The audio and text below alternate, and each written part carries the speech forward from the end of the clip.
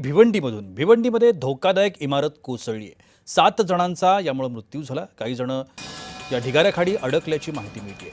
इमारतीची दुरुस्ती सुरू असताना ही दुर्घटना घडली। मंत्री गिरीश महाजन यांनी या घटनास्थळाची पाहणी देखील केली।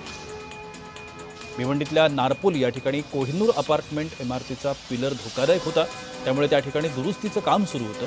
त्याच वेळेला इमारत एका बाजूने झुकत आल्याचं लक्षात आल्यानं सर्व कुटुंबांना स्थानिकांनी बाहेर काढलं होतं। मात्र त्याच्या आधीच अशा पद्धतीची दुर्घटना घडली।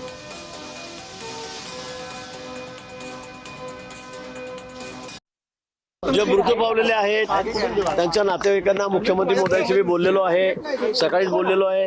त्यांनी या ठिकाणी जी नियमानुसार मदत आहे एनडीआरएफच्या निकषानुसार 4 लाख रुपये 5 लाख रुपये या ठिकाणी जाहीर केलेली आहे। माननीय मुख्यमंत्री महोदयांनी ती जाहीर केलेली आहे। त्यांना सगळ्यांना प्रत्येकी मृताच्या मागे जी रक्कम या ठिकाणी त्यांनी मदत ही त्यांना त्या ठिकाणी दिली जाईल।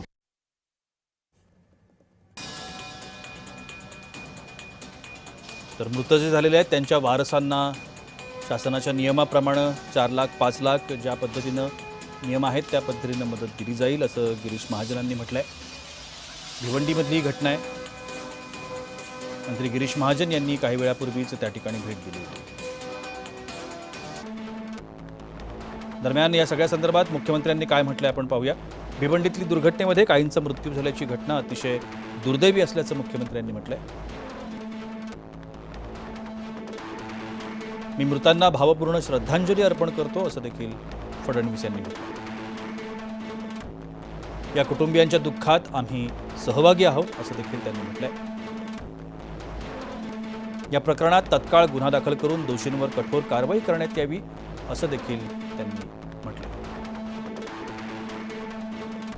असे आदेशच मुख्यमंत्र्यांनी महापालिका आयुक्तांना दिले। जखमींच्या प्रकृतीमध्ये सुधारणा व्हावी अशी मी ईश्वरचरणी प्रार्थना करतो असं देखील मुख्यमंत्री देवेंद्र फडणवीस यांनी म्हटलं।